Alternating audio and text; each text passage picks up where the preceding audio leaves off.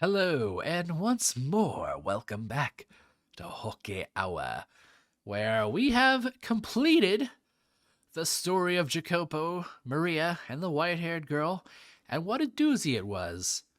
And now we get to see which door we're going to go through next. I'm excited.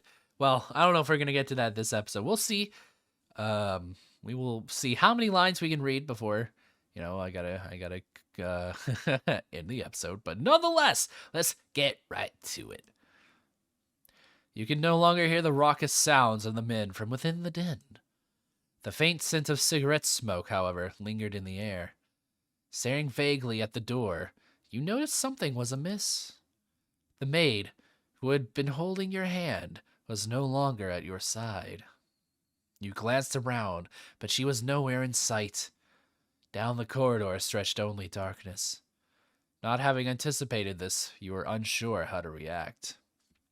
Oh man, is this because in a previous episode we had chosen to let go of the maid's hand or whatever, and now this is like a result of that? Or perhaps when she was speaking to Jacopo and self-inserting herself into the story, was she actually talking to us? It's a good question to answer, perhaps. What's the matter? You lost, or are you just trying to take in the sights? A voice called out to you, but it was not the maid's voice. Caught off guard, you spun around, confused in search of the source. Where are you looking? I'm over here. Yeah, there you go. Little more to the left. Following the voice's instructions, you found yourself facing a wall. You look like you've just seen a ghost. Hey now, come on, don't run, don't turn away. Yep, you got it. I'm the one talking to you. The voice is coming from within the painting.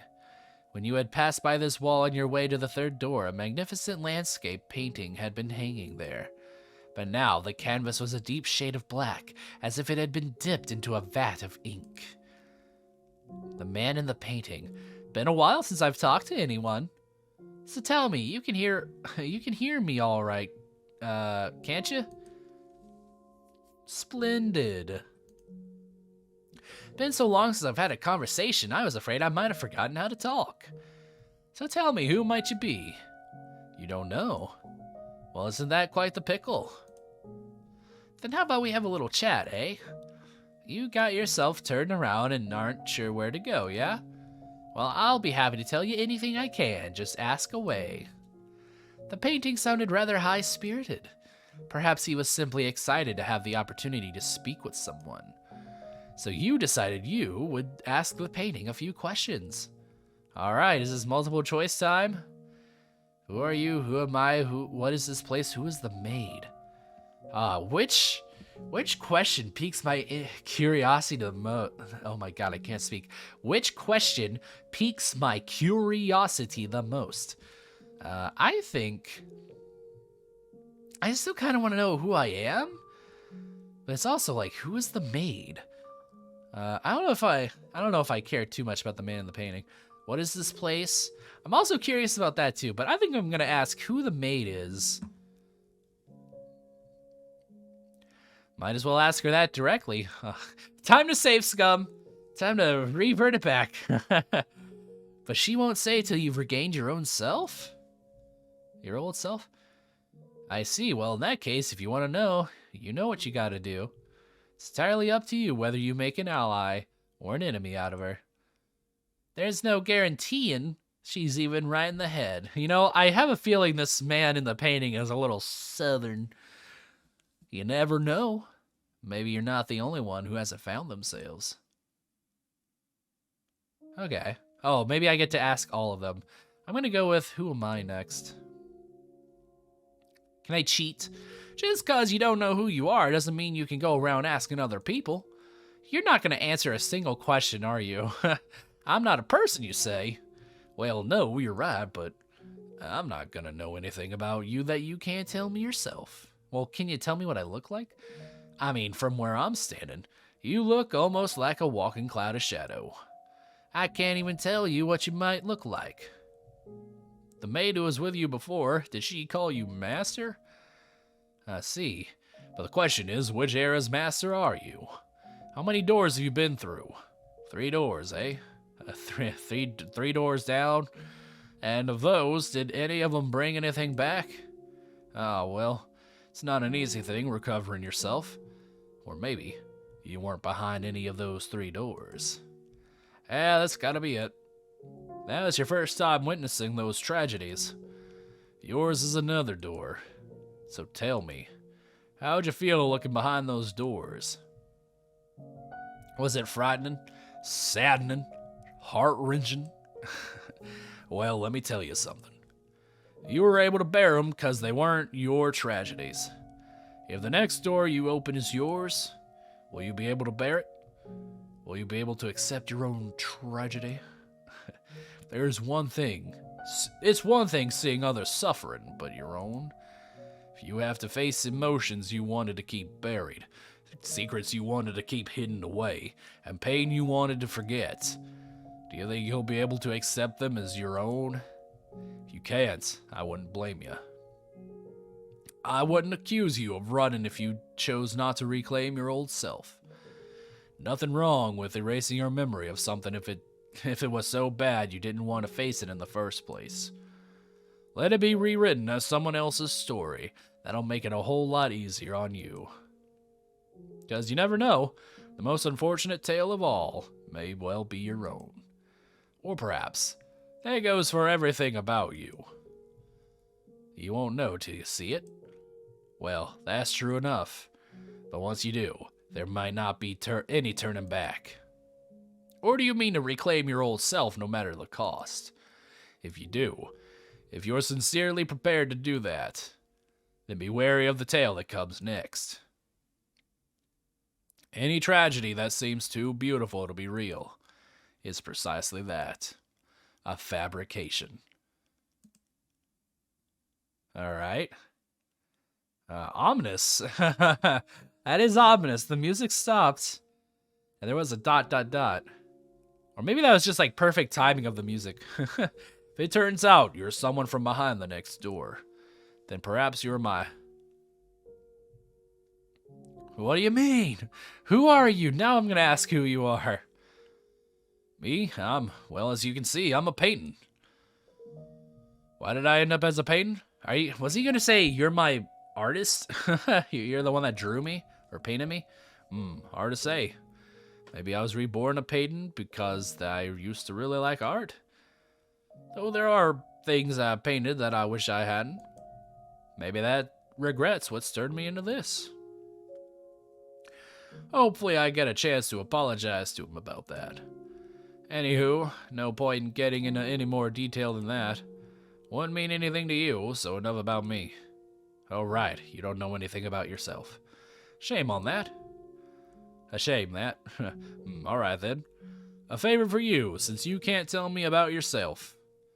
If you run into him, could you tell him I really regret what I did? I know I should tell him myself, but well, as you can see. I'm stuck here.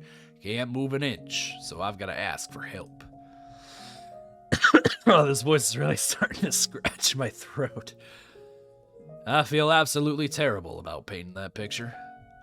I know, yeah, the deadline's way past on that one, but that's what makes it regret, yeah?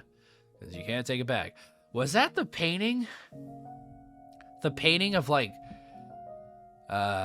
way back when, in the first story, that I think showed up in the most, in the most recent story? Like the white-haired girl and, what's his name? It's like right there on the tip of my tongue. Nelly? Melly? One of those two? Is that the artist from that story that painted that picture? Because you can't take it back. Right. By the time I had realized, it was too late. He was already dead. He's long since passed away. Maybe it's something else. This sounds like it might be something else. Actually, no, it could still be Mel. Huh? How are you supposed to give a dead fellow a message? Well, for all you know, the dead could be wandering these halls too. So please, if you come across him, tell him I said that. And I didn't mean any harm with that painting. Or maybe you are him? Oh, good, maybe that could be the case. What is this place? Where are we? Oof, talk about some hard-hitting questions. I'm probably not the one who will be able to answer that for you. I don't have a very deep connection with this mansion, you see. I swear it, I got nothing to gain from lying, do I? It's my regrets that have turned me into this. I wasn't summoned here by no one. That said, there is one thing I can tell you. This place summons people. People who have ties to something that happened long, long ago. No one knows anything even happened. I didn't know either, till she told me. Though I haven't the foggiest how much of it's true or not. Are you here? Because you were summoned by her? Or did you come here of your own will to find someone? If you came here of your own volition, and you weren't summoned by her, then mayhaps you'll be the one who can break the spell. Can break the lineage? Why do you not finish your thoughts, man in the painting? Haven't talked that much in a long time. Feels great. Now that I've got that out of my system, should be able to get some good sleep. You're probably still wandering in the dark right now, but I really hope you find the outcome you want. And I mean that. You can either reclaim your old self or you can toss it aside. The choice is yours either way. Now, since it looks like your escort isn't showing up, what do you plan to do next? How about taking a look around the place since you've got a little free time? Could be you can. Oh my god. Could be you come across some things you wouldn't with her around. Oh right, if you're gonna go exploring, I've got the perfect thing. Stick your hand into the canvas, would you? The painting was still wrapped in an impenetrable darkness.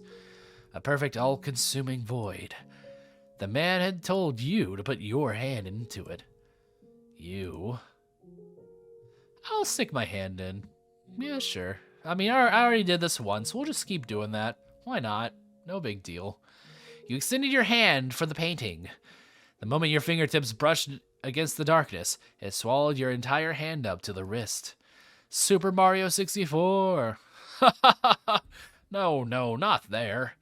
That tickles a little to the right.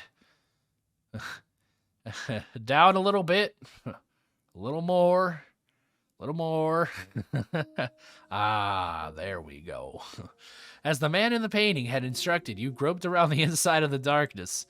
Before long, you felt something hard at your fingertips. Clenching the object, you withdrew your hand. A strange moan came from the painting. Your arm was still intact. You spread your fingers, and there you found a key.